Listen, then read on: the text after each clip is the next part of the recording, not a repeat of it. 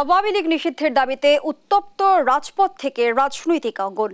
আজ দ্বিতীয় দিনের মতো শাহবাগে ব্লকেট কর্মসূচি পালন করেছে আন্দোলনকারীরা যেমনটি বলছে, আওয়ামী লীগ নিষিদ্ধ না হওয়া পর্যন্ত আন্দোলন অব্যাহত থাকবে।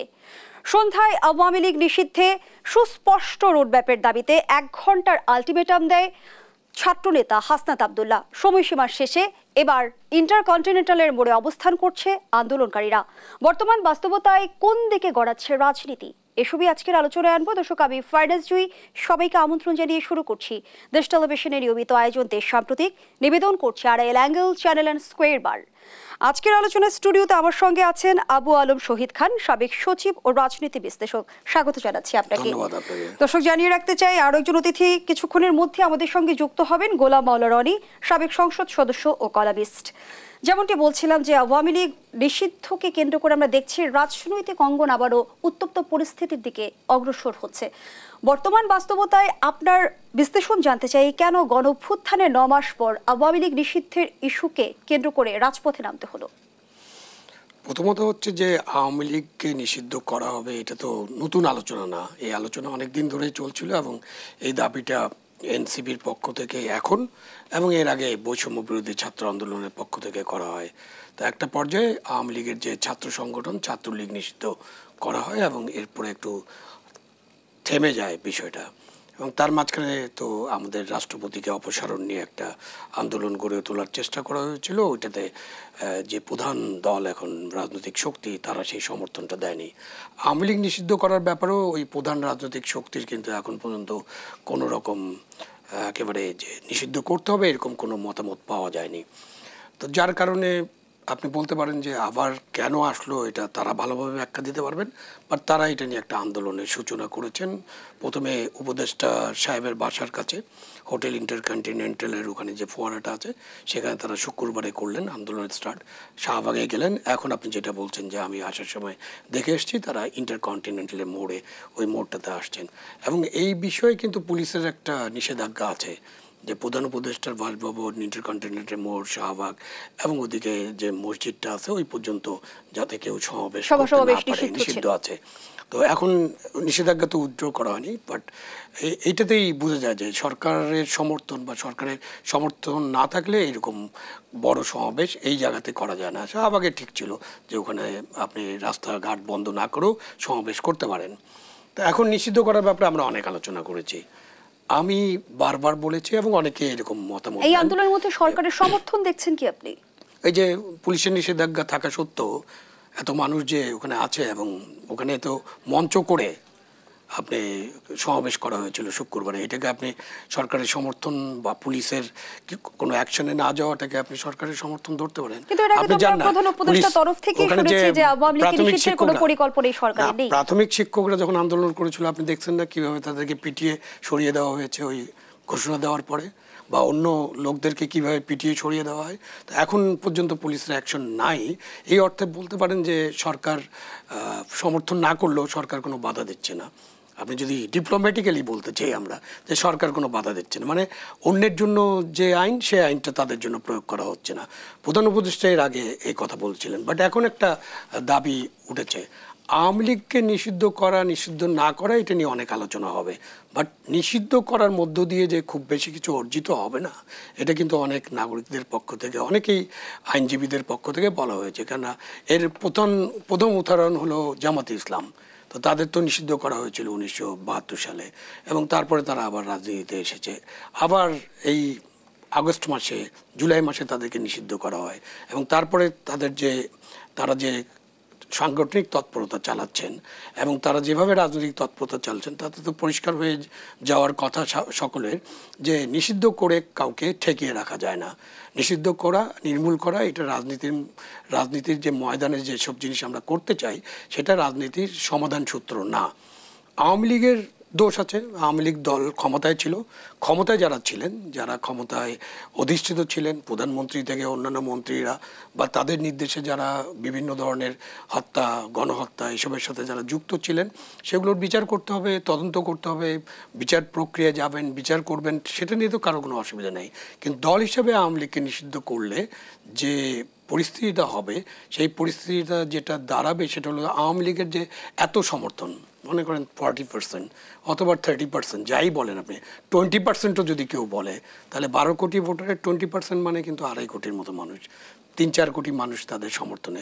সব মানুষ তো গণহত্যার সাথে যুক্ত ছিল না, সবাই তো কোনো অন্যায় কাজ করে নেই, সবাই লুটপাটের সাথে যুক্ত না, সবাই টাকা পাচার করে নেই। সুতরাং আপনি এদেরকে নিষিদ্ধ করে তো আপনি ছেড়ে দিবেন যে তারা নিষিদ্ধ হয়ে যাবে, তখন তারা যখন প্রকাশ্য রাজনীতি করতে পারবে না, এখনও তারা প্রকাশ্য রাজনীতি করতে পারছে না নানান ভয়ের কারণে, কিন্তু যখন তারা প্রকাশ্য রাজনীতি করতে পারবে না, তখন একটা নিষিদ্ধ দল কি করবে সেটা তো আমরা জানি না। এবং নিষিদ্ধ দলেরা তো তখন অন্য কিছুর আশ্রয় নেবে, যখন আপনি তার জন্য সব দরজা জানলা বন্ধ করে দেবেন। তো সে কারণে একজন নাগরিক হিসাবে আমি মনে করি যে আওয়ামী লীগ নিষিদ্ধ করা কোনো সমাধান না, বরঞ্চ আওয়ামী লীগের যারা দুর্নীতি করেছে, যারা গণহত্যা করেছে, যারা বিভিন্ন অনিয়মের সাথে যুক্ত ছিল, ক্ষমতা অপব্যবহার করছে, টাকা পাচার করেছে, সবার নামে আপনি বিচার করেন, আপনি ন্যায় বিচার করেন, আপনি তদন্ত করেন, তদন্ত করে তাদের বিরুদ্ধে অ্যাকশনে যান, সেটা হবে ভালো পদক্ষেপ। আপনি বলছেন যে আওয়ামী লীগ নিষিদ্ধ কোনো সমাধান নয়, কিন্তু আমরা বর্তমান সময়ে আন্দোলনকারীদের মুখ্য যে দাবি সেটা দেখছি আওয়ামী লীগ নিষিদ্ধ। তাহলে সরকার আসলে সমাধান সূত্রে কিভাবে পৌঁছাবে? সরকারকে সমাধানে পৌঁছতে হবে। সরকার তো সারা দেশের মানুষের সরকার। যারা আন্দোলন করছেন, এনসিপির সাথে কারা আছে শুক্রবারে এবং আজকেও যতটুকু মিডিয়া রিপোর্ট হয়েছে আপনি অ্যাড করতে পারেন, কারা গিয়েছে? জামাতে ইসলামী গিয়েছে, হেফাজত গিয়েছে, এবি পার্টি গিয়েছে, এরাই তো গিয়েছে আন্দোলনের সাথে সংহতি প্রকাশ করতে। বাংলাদেশের প্রধান দল যেটা বিএনপি তো তাদের সমাবেশে যোগ দেয়নি। বিএনপি এবং বাম রাজনৈতিক দলগুলো ছাড়া বেশিরভাগ রাজনৈতিক দল তাদের আন্দোলনে সংহতি জানিয়েছে। বেশিরভাগ রাজনৈতিক দলের জনগণের মধ্যে সাপোর্টটা কি আছে? এইখানে একটা ক্যাচ আছে যে আপনি যদি বিএনপির সাপোর্টের কথা চিন্তা করেন, তাহলে যারা যারা গিয়েছে বিএনপির 4 ভাগের 1 ভাগ বা 5 ভাগের 1 ভাগ সাপোর্ট তো তাদের নাই। বিএনপি যদি 35% মানুষকে রিপ্রেজেন্ট করে বা 40% মানুষকে রিপ্রেজেন্ট করে, ওই দলগুলো যারা যারা গিয়েছে তারা কত সংখ্যক মানুষকে রিপ্রেজেন্ট করে? আওয়ামী লীগ নিষিদ্ধের বিষয়ে বিএনপি তাদের অবস্থান পরিষ্কার করেনি, কিন্তু বিএনপির ভারপ্রাপ্ত চেয়ারম্যান তারেক রহমান যেমনটি বললেন যে গুম খুন এবং আয়না ঘরের প্রতিষ্ঠাকারীদের আসলে পুনর্বাসন চায় না জনগণ। হ্যাঁ, পুনর্বাসন জনগণ চায় না, এটা তো জনগণ ভোটের মাধ্যমেই প্রমাণ করে দেবে। এই জন্য তো বিএনপি বারবার বলছে যে জনগণকে এই সিদ্ধান্তটা নিতে দিন। যেমন জনগণ মুসলিম লীগের কথা চিন্তা করেন, যে মুসলিম লীগ পাকিস্তান প্রতিষ্ঠার সাথে যুক্ত ছিল, যে মুসলিম লীগ 1947 সালে স্বাধীনতার পরে যারা ক্ষমতায় ছিল, এবং তাদের এখনকার অবস্থানটা চিন্তা করেন, তাদের তো নিষিদ্ধ করতে হয়নি, তাদের রাজনীতিটা জনগণ গ্রহণ করেনি। তো তারেক রহমান যেটা বলেছেন যে তারা যে রাজনীতিটা করেছে, অপরাজনীতি, অন্ধকারের রাজনীতি অথবা ফ্যাসিবাদের রাজনীতি, হ্যাঁ, এবং অন্যান্য যে কার্যক্রম তারা করেছে, সেই সব কারণে জনগণই তাদেরকে প্রত্যাখ্যান করবে। এবং আমরা যেহেতু গণতন্ত্রে বিশ্বাস করি, গণতন্ত্রই বর্তমানে একমাত্র উপায়, যে উপায়ের মধ্য দিয়ে রাষ্ট্র পরিচালনা করা সঙ্গত হবে, এবং এটাই মানে মোটামুটি এখন পর্যন্ত গণতন্ত্রের বাইরে, ডেমোক্রেসির বাইরে আর কোনো পথ নেই যে পথে আমরা রাষ্ট্রকে নিয়ে যেতে পারি। সুতরাং আপনাকে ডেমোক্রেসি যখন চালাবেন, তখন আপনাকে জনগণের মতামত নিতে হবে। জনগণের মতামতটা কিভাবে নেবেন? জনগণের মতামত নেওয়ার সবচেয়ে আসল প্রকৃষ্ট পদক্ষেপ হলো আপনি নির্বাচন করবেন, নির্বাচন দেবেন, নির্বাচনে জনগণ তাদের মতামত ব্যক্ত করবে। আরেকভাবে জনগণের মতামত জানা যায় যে যখন আপনি সমাবেশ করেন, তখন জনগণের অংশগ্রহণ থাকে, এবং সেটা কিন্তু অর্গানাইজড, সেটা দিয়ে পুরো মতামত জানা যায় না, সেটা তো অর্গানাইজ। কখনো কখনো স্বতঃস্ফূর্ত জনগণের অংশগ্রহণকে আপনি ভাবতে পারেন যে আচ্ছা, এই দলটার প্রতি জনগণের একটা স্বতঃস্ফূর্ত সমর্থন আছে। তো সেই সমর্থনটা তো আমাদেরকে যাচাই করতে হবে। এখন অধিকাংশ দল চাচ্ছে, বাংলাদেশের দলের সংখ্যা তো 60-70। বিএনপি মহাসচিব মির্জা ফখরুল ইসলাম আলমগীর আজ যেমনটি বললেন যে আওয়ামী লীগকে নিষিদ্ধ করার দাবিতে যারা এখন মাঠে আছে কেবল তারা নয়, দেশের 18 কোটি মানুষ আওয়ামী লীগকে দেখতে চায় না। দেখতে চায় না, এটা প্রমাণ করতে হবে। তো উনি পরিষ্কার করবেন নিশ্চয়ই কীভাবে দেখতে চায় না।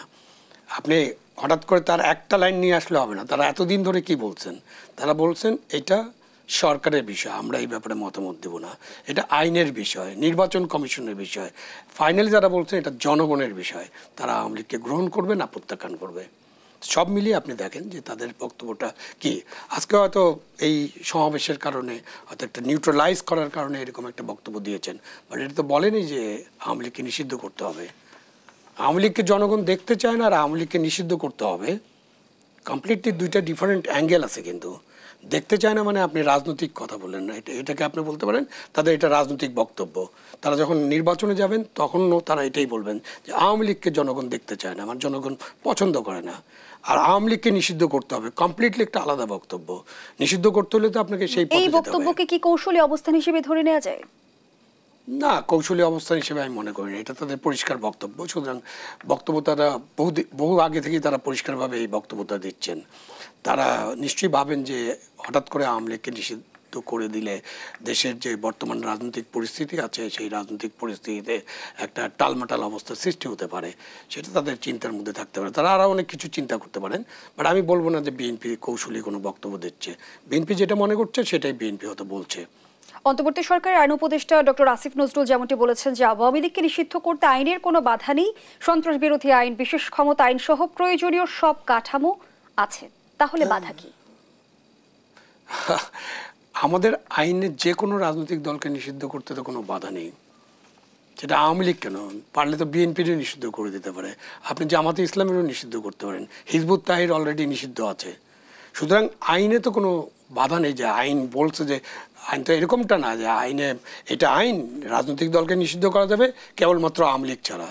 এই আইনটা তো আওয়ামী লীগের আমলে তৈরি, মানে তৎকালীন শেখ হাসিনা যখন প্রধানমন্ত্রী ছিলেন তখনই এই আইনটা তৈরি হয়েছে। সুতরাং ওই আইনে তো উনি তার জন্য কোনো সুরক্ষা রাখেন নাই, বা কারোর জন্য কোনো সুরক্ষা রেখে তো আইন করা যায় না। সুতরাং আইনে আপনি আইন অনুযায়ী যে কোনো রাজনৈতিক দলকে কারণ দেখিয়ে, ন্যায্য কারণ দেখিয়ে, ন্যায্য শব্দটা আমি ব্যবহার করছি যে আমাদের সরকার তো আর ন্যায্য কারণ দেখানোর প্রয়োজন বোধ করে না এবং ন্যায্য কারণ দেখানোর দায়িত্বও নেয় না। সুতরাং আপনি ন্যায্য কারণ যদি থাকে, আপনি যদি মনে করেন তাকে নিষিদ্ধ করা যাবে, আপনি নিষিদ্ধ করতে পারবেন। সুতরাং আইনগত বাধা নেই। তাহলে বাধাটা কোথায়? বাধাটা হলো যে আইনটা প্রয়োগ করতে হলে তো আপনাকে একটা ন্যায্যতা চিন্তা করতে হবে। বাধাটা হলো বিবেকের, বাধাটা ন্যায্যতার। সেই জিনিসটা আপনি নিশ্চয়ই বিবেচনা করছেন তারা, নাহলে তো সরকারের তরফ থেকে কিন্তু বারবার রাজনৈতিক দলগুলোর ঐক্যবদ্ধের কথা বলা হয়েছে, ঐক্যমত্যের কথা বলা হয়েছে। তাইলে বাধাটা হলো ঐক্যমত্য, তার মানে ঐক্যমত্য নাই। ঐক্যমত্য মানেটা কি? ঐক্যমত্যের প্রধান ঐক্যমত্য হলো বিএনপি এখানে একটা বড় ফ্যাক্টর।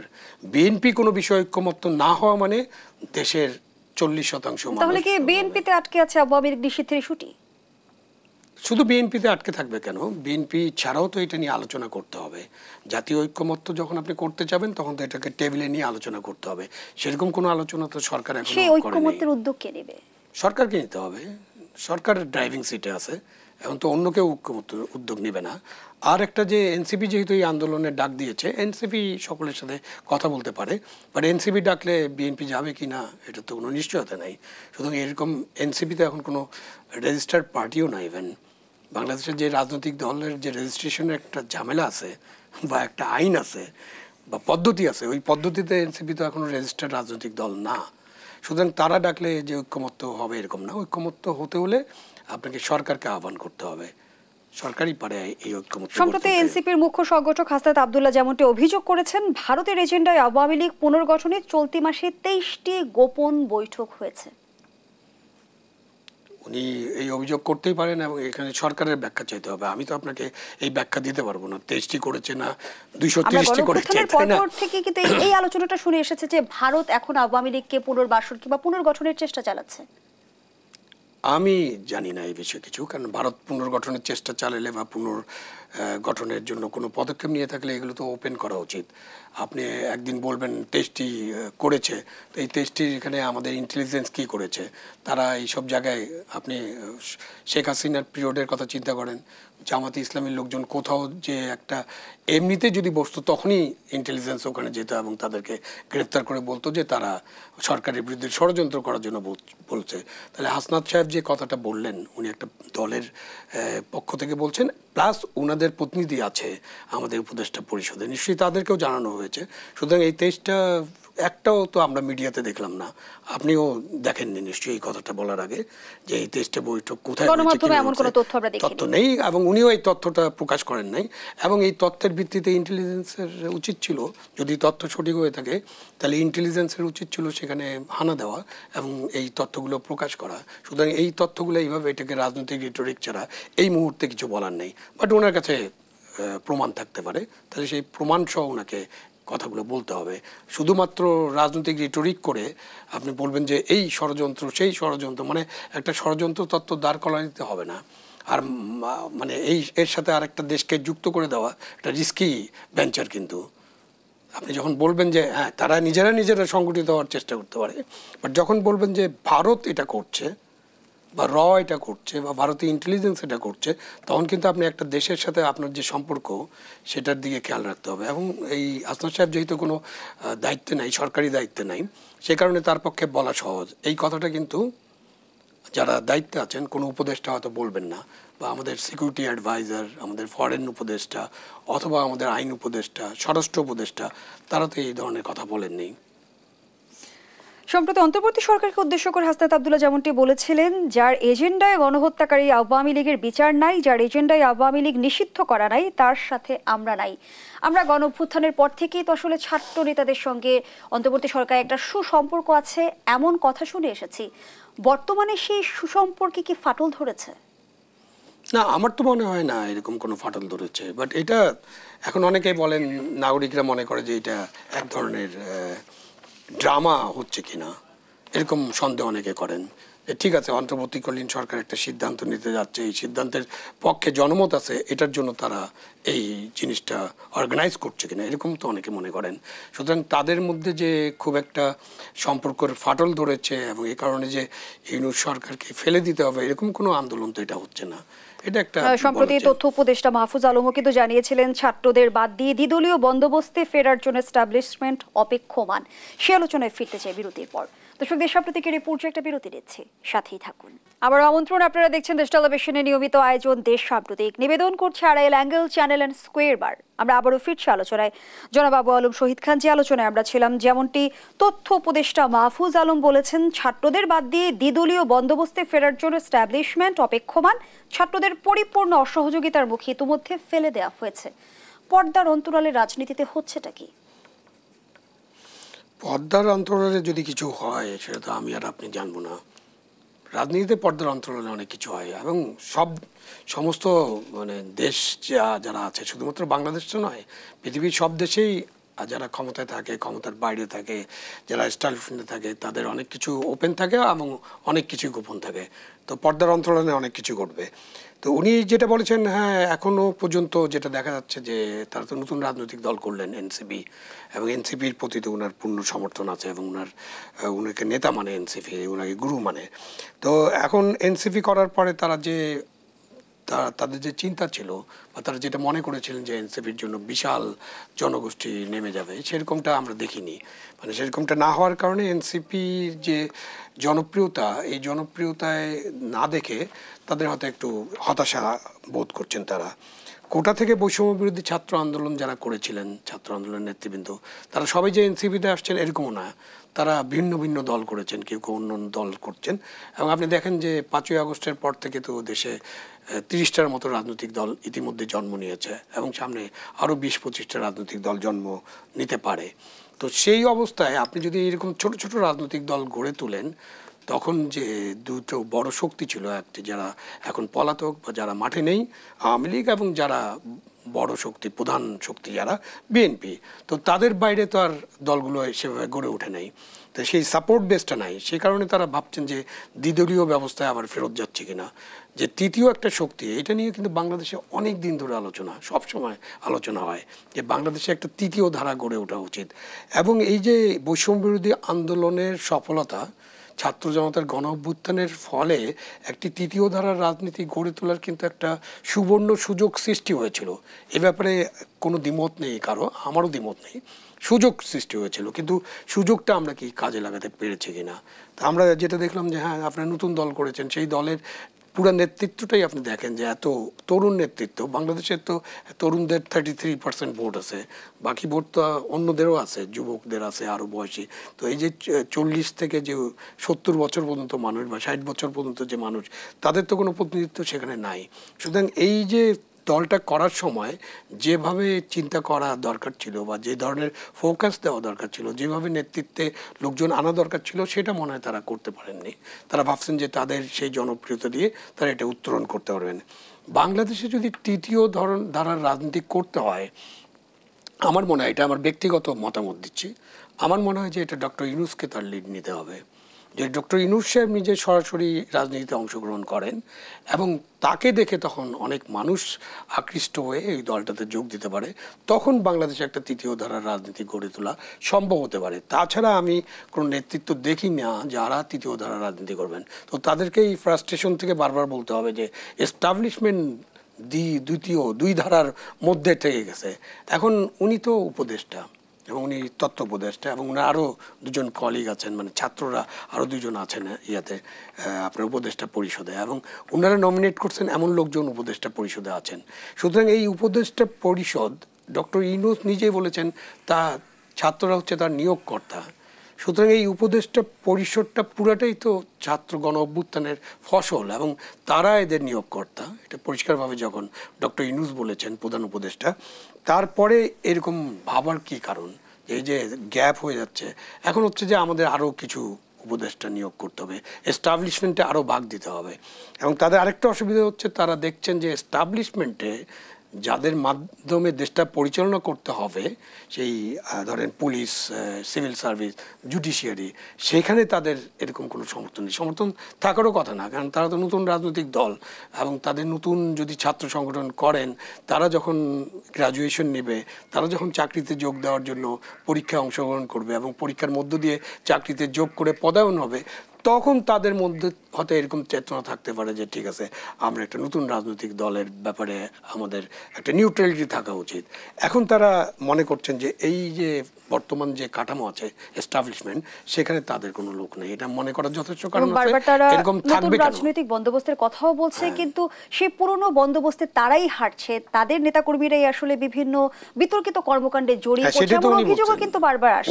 উনি বলেছেন এটা, আমরা অভিযোগ করার দরকার নেই, উনি নিজেই তো বলেছেন যে কারো কারো নামে এই অভিযোগ আসছে, দুর্নীতির অভিযোগ আসছে, স্বজনপ্রীতির অভিযোগ আসছে, এবং এগুলো তো খুবই আলোচ্য বিষয় যে তারা যে ইফতার পার্টি করেছিলেন একটা 5 স্টার হোটেলে ইফতার পার্টি করতে কোনো অসুবিধা নেই, অর্থের উৎস নিয়ে কিন্তু আলোচনা হয়েছে।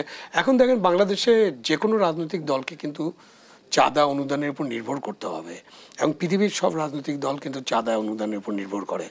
এখন আপনি তো হঠাৎ করে এখানে আমেরিকা বা ব্রিটেনের মতো বা আপনার ইউরোপের মতো সিস্টেম চালু করতে পারবেন না। আমাদের আকাঙ্ক্ষা থাকতে পারে, বাট আমাদেরকে এটাও খেয়াল রাখতে হবে যে এখনই আমরা আমেরিকার মতো হয়ে যাবো না যে কেউ $5, কেউ $5 মিলিয়ন দিলে সেটা ওয়েবসাইটে প্রকাশ করবে। সুতরাং তারা চাঁদা অনুদান পেয়েছেন, হয়তো তাদেরকে এটা প্রকাশ করতে বলা হলে তারা প্রকাশ করতে পারেননি সঙ্গত কারণে, এবং পৃথিবীর অনেক দেশে এটা প্রকাশ করা হয় না। বাট এটা নিয়ে প্রশ্ন উঠেছে, প্রশ্নের যে ক্লিয়ার আনসার দেখছি যে আব্দুল হামিদের দেশ ত্যাগ ঘিরে রাজনৈতিক অঙ্গনে নানামুখী আলোচনা চলছে, সেখানেও অনেক প্রশ্ন সামনে এসেছে। সে আলোচনায় ফিরবো বিরতির পর। দর্শক, দেশ সাম্প্রতিকের রিপোর্ট যে আবারও বিরতিতে যাচ্ছি, সাথেই থাকুন। আবারও আমন্ত্রণ, আপনারা দেখছেন দেশ সাম্প্রতিক। দর্শক, জানিয়ে রাখতে চাই আরও একজন অতিথি গোলাম বলরণ ইতিমধ্যে আমাদের সঙ্গে যুক্ত হয়েছেন, সাবেক সংসদ সদস্য, কলামিস্ট তিনি। স্বাগত জানাচ্ছি আপনাকেও। জানিয়ে রাখতে চাই আজকে আলোচনার শিরোনাম আওয়ামী লীগ নিষিদ্ধ রাজনীতির বয়ান। নিশ্চয় আপনি অবগত আছেন এবং আপনি রাজপথে দেখেও এসেছেন যে আওয়ামী লীগ নিষিদ্ধের দাবিকে কেন্দ্র করে রাজপথ উত্তাল, এবং আমরা যেমনটি দেখলাম যে আব্দুল হামিদের দেশ ত্যাগকে কেন্দ্র করে এই উত্তেজনা শুরু হয়েছিল। যেমনটি স্বরাষ্ট্র উপদেষ্টা জানালেন, জড়িতদের শাস্তির আওতায় আনতে না পারলে পদত্যাগ করব। কিন্তু আমি যদি আরো একটি তথ্য আপনার সামনে উপস্থাপন করি, যে আব্দুল হামিদের বিদেশ যাওয়া ঠেকাতে 3 মাস আগে এসবিতে আবেদন করেছিল কিশোরগঞ্জ জেলা পুলিশ, এমনকি ডিএমপি কে জানানো হয়েছিল। তাহলে কার সিগন্যালে আসলে আব্দুল হামিদ দেশ ত্যাগ করতে পারলেন? উনি ওনার নিজের সিগন্যালে করেছেন। এখানে হলো আপনি তো আব্দুল হামিদ সাহেবকে নিজে ব্যক্তিগতভাবে চিনেন না, ওনার সাথে কখন দেখা সাক্ষাৎ হয়েছে? হয়নি। He is a magic man. 7 থেকে 8 বার এমপি হয়েছেন, স্পিকার ছিলেন, রাষ্ট্রপতি ছিলেন। ওনার চোখে জাদু আছে, ব্যক্তিত্বে জাদু আছে। উনি 1971 সনে ভারতে গিয়ে যে মুক্তিযুদ্ধ শুধু করেন নাই, কামরূপ কামাখ্যা থেকে উনি জাদু শিখে আসছেন। ফলে এয়ারপোর্টে যাওয়ার সঙ্গে সঙ্গে সব সিস্টেম রাডার অফ হয়ে গেছে। ওখানে ডক্টর ইউনূসের সাথে যোগাযোগ বন্ধ হয়ে গেছে, এসবির সমস্ত বন্ধ হয়ে গেছে, সিআইডির সমস্ত কিছু বন্ধ হয়ে গেছে, এবং সব এয়ারপোর্টে ভেলকি লেগে উনি সেখান থেকে চলে গেছেন। এবং দেখেন জাদুর কি ক্ষমতা, সেই জাদুর পরে আজকে যে উপদেষ্টা আছে, স্বরাষ্ট্র উপদেষ্টা, এখনও ওনার জাদুর ঘোর কাটে নাই, এখন উনি বুঝতে পারেন না যে কোথা থেকে কি হয়ে গেল। ফলে আসলে ডক্টর মোহাম্মদ ইউনূসের মতো লোকজন আছেন, এরকম আওয়ামী লীগের যারা লোকজন, এরকম সবাই অনেক জাদু জানে। শেখ হাসিনা কীভাবে জাদু জেনে চলে গেল ভেলকি দিয়ে, এখন পর্যন্ত আমরা বুঝতে পারতেছি না সকালে গেল না বিকালে গেল। এখন পর্যন্ত আমরা বুঝতে পারতেছি না উনি কি কলকাতাতে আছেন নাকি দিল্লিতে আছেন। তো এই যে পার্টি, তাদেরকে মোকাবেলা করার জন্য দে নিড মোর নলেজ। তাদেরকে কামরূপ কামাখ্যা যেতে হবে, তাবিজ কভার শিখতে হবে, জাদুর টোনা বান শিখতে হবে। আদারওয়াইজ নাস্তা নেবো, সারাদিন রাস্তা আটকায় রাখতে পারে। এই রাস্তার মধ্যে হঠাৎ করে দেখবেন যে ডক্টর মোহাম্মদ ইউনূস, যে সব লোকজন দাঁড়িয়ে আছে, হঠাৎ করে শেখ হাসিনা চলে আসছে, টুস করে এসে বলছে বোকা। দেখবেন সবগুলো সেন্সলেস হয়ে আউট হয়ে গেছে কোনো অবস্থাতে। যার জন্য দিস নট দ্য টাইম। বাংলাদেশে আওয়ামী লীগ এত বড় একটা রাজনৈতিক দল, দে হ্যাভ অল মেশিনারিজ রাজনীতি করার জন্য। টাকা আছে, ক্ষমতা আছে, বুদ্ধি আছে, ম্যান পাওয়ার আছে, কৌশল আছে, এবং ইট ইজ টেস্টেড সিন্স 1954। আর ওনাদের যারা অপোজিট যারা লোকজন আছেন, তাদের ব্রঙ্কাইটিস আছে, নিউমোনিয়া আছে, ডায়াবেটিস আছে, আর হাজারো রকম সমস্যা আছে, কোষ্ঠকাঠিন্য আছে। ফলে এইগুলো একসাথে যুদ্ধ হয় না, যুদ্ধ করার জন্য সমতা দরকার। যদি ওনার সঙ্গে মানে এখন যারা আছে তাদের সঙ্গে বিএনপি থেকে শুরু করে সমস্ত রাজনৈতিক দলের ওরকম একটা সমঝোতা থাকতো, তাহলে হয়তো এখানে আওয়ামী লীগকে মোকাবেলা করে যেত। এখন যে জিনিসটা হচ্ছে, এটা একটা অসম যুদ্ধ। এই অসম যুদ্ধে যদি আওয়ামী লীগ নিষিদ্ধ হয়, it will be just a paper, একটা কাগজ, এবং কাগজ একজনের একটা সিগনেচার, এর বাইরে আর কিছু হবে না। মূলত রাজনীতিটা থাকে মানুষের মস্তিষ্কে, এবং রাজনীতির যে চিন্তা চেতনা মানুষের হৃদয়ে থাকে, এবং হৃদয় এবং মস্তিষ্ক এমনভাবে আন্দোলিত করে মানুষকে। সেই কারণে কি হচ্ছে যে আপনি দেখেন অনেক কিছুর পরেও দেখেন শেখ হাসিনা তো 17 বছর যাবৎ কত চেষ্টা করলো, ধানের শীষে কিছু করতে পেরেছে, ইভেন জামাতে কিছু করতে পেরেছে, পারেনি। ওই আদর্শটা ভিতরে ঢোকানো। তো বাংলাদেশের 35% লোকের মধ্যে জয় বাংলা, বঙ্গবন্ধু, শেখ হাসিনা, আমরা সারা দুনিয়ার লোক তাকে যত খারাপ বলি না কেন, ভীষণ রকম খারাপ বলি। আমি তো কি বলবো, আমি তার দ্বারা যত ক্ষতিগ্রস্ত হয়েছি, উনিও মোরালেস ক্ষতিগ্রস্ত হয়েছেন। তো আমরা যতই বলি না কেন যে তার উপর ঠাড়া পড়ুক, গজব পড়ুক, কিন্তু আসলে আওয়ামী লীগের যারা মানে ওই যে 35% লোকজন আছেন, তাদের কাছে তিনি দেবী। তাদের সঙ্গে যদি ফাইট করতে হয় ওই 35% লোকের কাছে, you must have the policy, professionalism, manpower and everything. এই যে দেখেন ভারত পাকিস্তান যুদ্ধ হচ্ছে, এখন সেই যুদ্ধে জল, স্থল, অন্তরিক্ষে তাদেরকে সমান পাওয়ার থাকতে হচ্ছে। ওরা প্রথম দিকে যে দাপট করছে, এখন দেখা গেল পাকিস্তানের যারা মানে এয়ার ফাইটার আছে, যারা যে এয়ার স্ট্রাইক করে ডগ ফাইট করেছে, আজকে পুরো গুজরাটকে তছনছ করে ছেড়ে দিয়েছে। বিকেল 5টার সময় আমেরিকাকে তারা ধরেছে, যে কোনোভাবে হোক না কেন এখন সমঝোতা করে একটা যুদ্ধবিরতি কার্যকর করার জন্য তারা করছে। এখন এইরকম আওয়ামী লীগের সঙ্গে যারা যুদ্ধ করছেন, মানে তারা আসলে আওয়ামী লীগ সম্পর্কে তাদের স্টাডি নাই। 2 নম্বর হলো আওয়ামী লীগের সঙ্গে কখনো তারা প্রতিযোগিতায় যায়নি। 3 নম্বর হলো যে এই প্রতিযোগিতা যাওয়ার জন্য তারা এখন পর্যন্ত ব্রেকফাস্টই করে নেয়, ডিনার লাঞ্চ তো পরের ব্যাপার। They have not yet start breakfast. তো যার জন্য লেট দেম প্লে, তারা শুরু করেছে, এটা শুরু করতে যায় না। তারা আমাদের সন্তান, একজন সন্তানের বয়সী যারা রাজপথে আছেন, ডক্টর মোহাম্মদ ইউনূস যারা আছেন, তিনি আমাদের মুরব্বী মানুষ, বয়স তো 86 বছর কম না, অনেক বয়স। আমি মানে সেই দেখা যাচ্ছে যে আমার দাদার বয়সীর বয়সও কাছাকাছি হবেন আর কি, বাবার চেয়ে সিনিয়র হবেন। তো এই বয়সে সেই লোকটা দৌড়দৌড়ি করছেন, তারপর শেষে এখনও ঠিকমতো প্যান্ট শার্ট পরছেন, কথা বলছেন, অসাধারণ। মানে তার কণ্ঠে তো এখনও কাফাকাফি নাই, এই বয়সে তো মানুষ গলা ক্যাফে ক্যাফে কথাবার্তা বলে। তো দেশের জন্য এই ভদ্রলোকটা কাজ করছেন। তারপরে তার হুজুররা, আজকে দেখলাম এক হুজুরের সৈয়দ মোহাম্মদ ইব্রাহিম, তিনি বলেছেন যে ডক্টর মোহাম্মদ ইউনূসকে নিয়ে তার ক্ষমতাচ্যুতির জন্য কোনো কথা বলা যাবে না, এটা হারাম। এর কারণ হলো আল্লাহ রাব্বুল আলামিন নবুয়ত যেভাবে নাজিল করে, উনি কিন্তু জামাতের খুব একজন আধ্যাত্মিক নেতা, ইব্রাহিম সাহেব, মুফতি মোহাম্মদ সৈয়দ মোহাম্মদ ইব্রাহিম, তো উনি আধ্যাত্মিক নেতা, দেলোয়ার হোসেন সাইদি সাহেবের বিআই। তো উনি বলছেন যে নবুয়ত যেভাবে আল্লাহ কৌশলে, নবুয়তই কৌশলে দুনিয়াতে নবী এবং রাসূল পাঠায়, ঠিক একই কৌশলে আল্লাহর নিয়ামত হিসেবে ইউনূস সাহেবকে বাংলাদেশে পাঠাইছে। ওনার কিন্তু লক্ষ লক্ষ ভক্ত আছে এবং জামাতের যত ভক্ত আছে, আপনি আমি যত কিছু বলি না কেন, তারা কিন্তু ওইভাবে বিশ্বাস করে। তো কাজী উই মাস্ট হ্যাভ এ, যাকে বলে, রেসপেক্ট টু ডক্টর ইউনূস, যে এই বয়সে ৮৬ বছর বয়সে আল্লাহ রাব্বুল আলামিন ওনাকে আমাদের মধ্যে দান করেছেন। একটু তো ধৈর্য ধারণ করতে হবে, আমরা তো সেই ধৈর্য ধারণ করে আছি, ধৈর্য ধারণ করেছি। তাকে, সে যে কাজটা করতে চাচ্ছে তাকে করতে দেন, ছেলে মেয়েরা যা করতে চাচ্ছে তারাও সেটা করুক, এবং তারা করতে করতে আস্তে আস্তে শিখবে, আস্তে আস্তে শিখবে। আমি একবার যখন সংসদ সদস্য ছিলাম তখন ডক্টর দীপুমণিকে নিয়ে একটা কথা বলছিলাম যে Dipu Moni, we are all the same age. তো এখন তাকে পররাষ্ট্রমন্ত্রী বানানো হয়েছে, এটা সবচেয়ে বড় মন্ত্রণালয়, কিছু এখানে জানতে হয়। তো শেখ হাসিনা মাননীয় প্রধানমন্ত্রী, তিনি তো তাকে মন্ত্রিত্ব চালানোর জন্য এখানে দেন নাই, মানে ওনাকে দিছে না, এগুলো তুমি এই বছর দেখা সাক্ষাৎ করো, বিদেশ ঘুরো, এয়ারপোর্ট চিনো, পরের বার যখন আবার হবা তখন থেকে কাজ করো। তাই এখন এই যে কাজকর্মগুলো করতেছে সবাই, মূলত তারা রাজনীতি শিখছে। একটা ধাক্কা দিচ্ছে আওয়ামী লীগকে, একটা ধাক্কা দিচ্ছে বিএনপি, একটা ধাক্কা দিচ্ছে জামাতকে, জনগণকে একটা ধাক্কা দিচ্ছে। ধাক্কার পর এই যে প্রতিক্রিয়াগুলো হচ্ছে, এই প্রতিক্রিয়াগুলো আসলে কিভাবে কাজ করে, এটা যতক্ষণ না পর্যন্ত তারা না বুঝবেন ততক্ষণ পর্যন্ত আমরা তাদেরকে বুঝাতে পারবো না। ধন্যবাদ জানাচ্ছি জনাব গোলাম মাওলা রনি, জনাব আবু আলম শহীদ খান। আব্দুল হামিদের দেশ ত্যাগ ঘিরে আমরা রাজনৈতিক অঙ্গনে তো নানামুখী প্রশ্ন দেখছি, আপনার বিশ্লেষণটা শুনতে চাই দুজন লাইনে। না, রনি তো ঠিকই বলেছে যে একদম ম্যাজিকের মতো উনি চলে গেলেন। উনি গেছেন, এটা সবাই জানে, এখানে কোনো নতুন কিছু করার নাই।